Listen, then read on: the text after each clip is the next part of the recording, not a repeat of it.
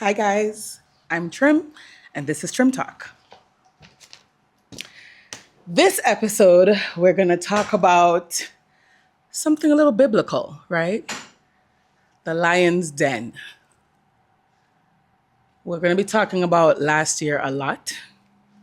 We're going to be unpacking a lot of my experiences from last year a lot because when I tell you I learned so much from those crazy experiences from that valley and from my own lion's den, I wanted to do an episode purely talking about that, about managing being in the fire, right? So if you're not familiar, there's a passage in the Bible where there's a particular biblical character who refused to give up his belief and refused to stop worshiping God despite the king's order. And because now the king loved him and loved how he led his life and loved how he stayed true to his faith. But the haters didn't like that too much. They didn't like how much the king rocked with him, right? So they were like, okay, listen, we have to do something to mess him up. So they convinced the king to change the law where he couldn't pray to his God. But he kept praying to his God. And that's how he was thrown in prison, ended up in the lion's den. I'm about to die. Who's going to help me, Jesus? That's what we're talking about today. What is your lion's den? Every time I feel can't do no different. Swear me half a win. That's why I'ma try again. My lion's den was being in a place where I was facing losing everything because of a lie, because of people who were trying to ruin my reputation, people who were trying to sabotage me within my own business. Okay?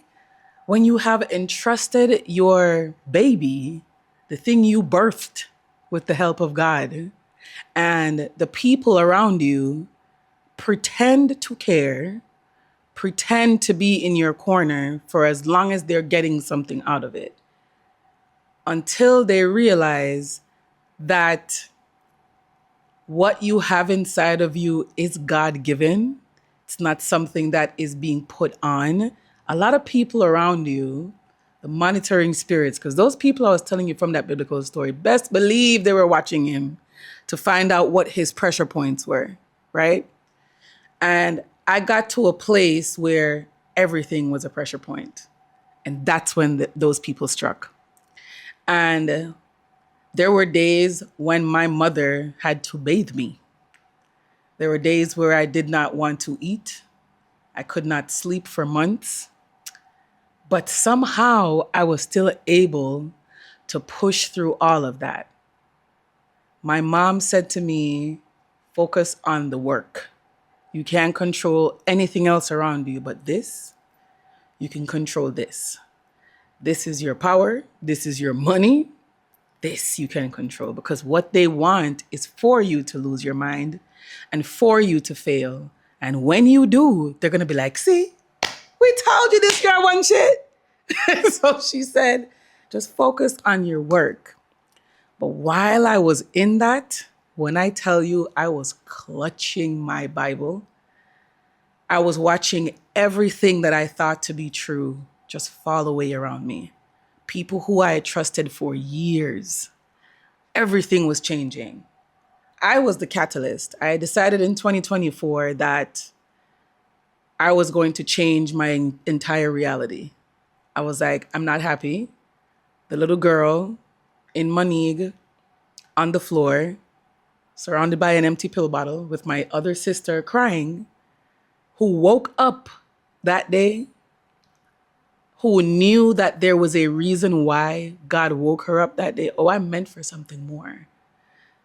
I had to keep going. So when all of that was going on last year, I was like, I can't give up. I felt like I couldn't breathe. There were days I couldn't get out of bed. And I thank God for the people who were around me that were like, nope, even if all you do is get up today, that is enough. I was in that. Like, I thought all of it was going to consume me, everything. I did not see a way out of it. But somehow God dragged me through all of that, and I can sit before you today and tell you that I survived that. I don't know how I did that. So these last few months that I've been fighting doing these podcast episodes is because I ain't know what the hell to tell y'all. I want to walk people through how I got through it, but all I can say to you is recognize when it is happening and recognize it for what it is. Your life isn't over. That's what the devil wants. The devil wants you to think that and for you to give up. But if you can look at this as the test, right? Things aren't always going to go great. Some shit's going to get messed up at some point, and you're going to have to be like, oh, this is it. Okay. Take out pen and paper. All right, Jesus, what are we learning today? Right? That's how you have to look at it. So I was like, all right, people ain't shit. That's one lesson. Don't overextend myself. That's another lesson. Don't shrink, because that's what they want me to do. You think you're all that. I know I'm exactly who I say I am. Who I say and think I am should not threaten what you think of yourself. But that's your problem. That don't got nothing to do with Trem, right? I had to learn all those lessons. I also had to learn that being excellent at my job does not mean being perfect at my job. Things are going to happen. I'm going to trust people I ain't supposed to trust. I'm going to make mistakes. That does not make me less of who I say and know myself to be. At the end of the day, I am passionate about my work. I give my heart and soul to every single case. There's someone in my office who works for me who's been doing immigration law for as long as I've been alive, longer than I've been alive. And every few months, she sits me down and says to me, I have never worked for any lawyer that works on this level. I've never seen somebody that goes through every single page of a filing before they file it. And that's the lessons I've learned. I trusted people I wasn't supposed to before. At the end of the day, it's my responsibility. And so I take that seriously. So when people are out there saying things about me and saying, oh, you know, should this and should that, you could say whatever you want to say. The proof is in the pudding, because last year, when all of y'all tried to kill me, and when people tried to inform who I was, and I listened to my mom and focused on the work and was traveling every month, 3 times a month to different states, representing different clients. And at the end of the year, when I had 60 approvals, that is because I focused on my work and not what people tried to say about me. I was in that lion's den, but trust and believe.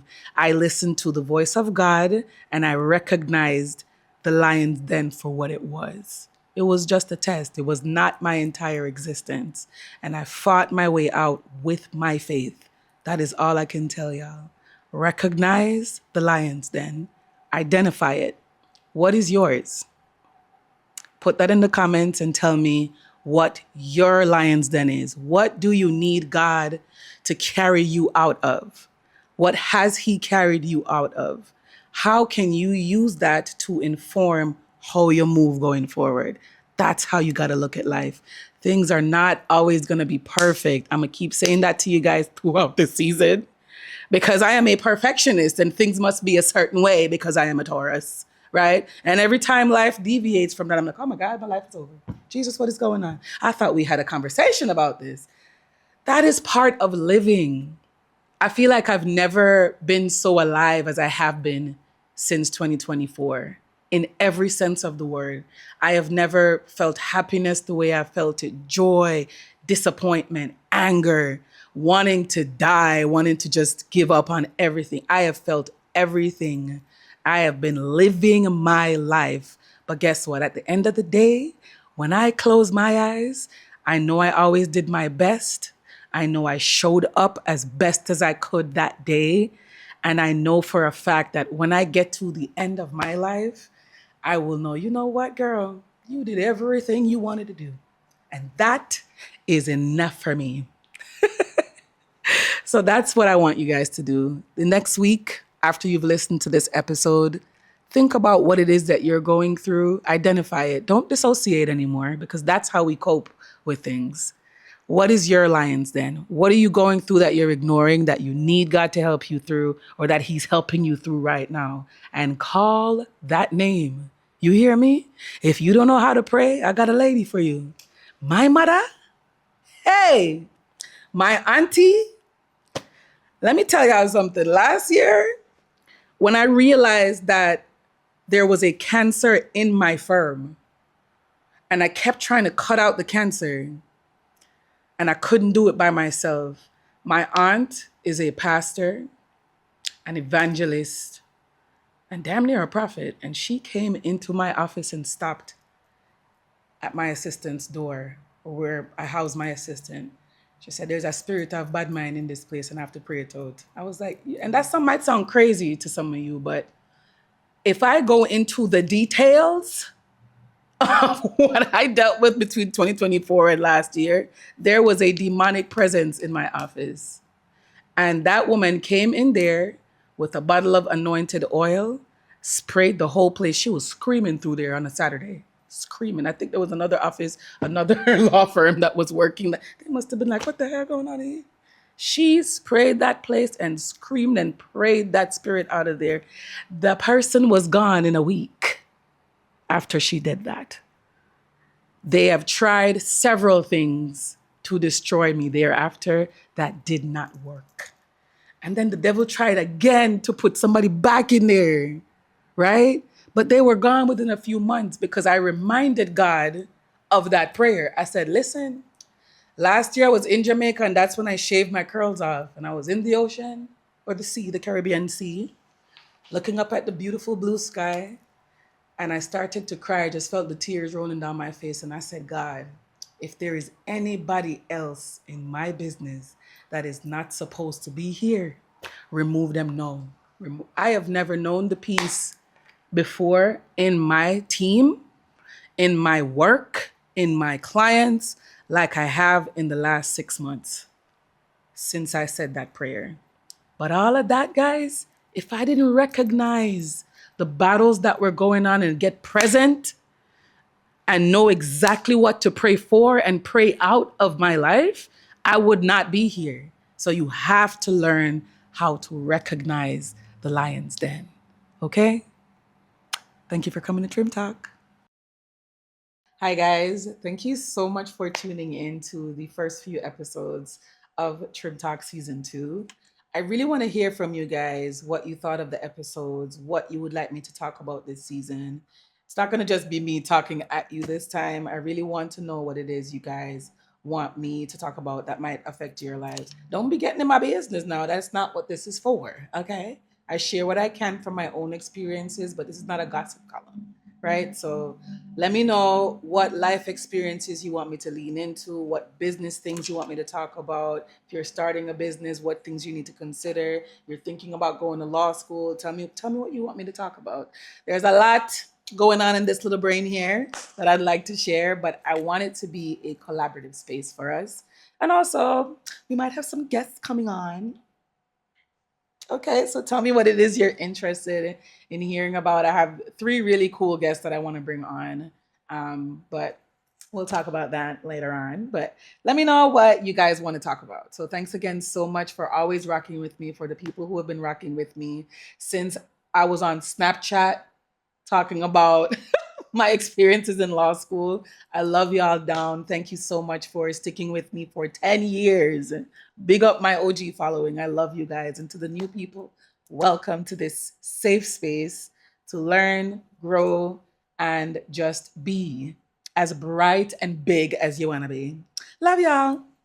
Every time I feel can't do no different. Swear me off a win. That's why I'ma try again.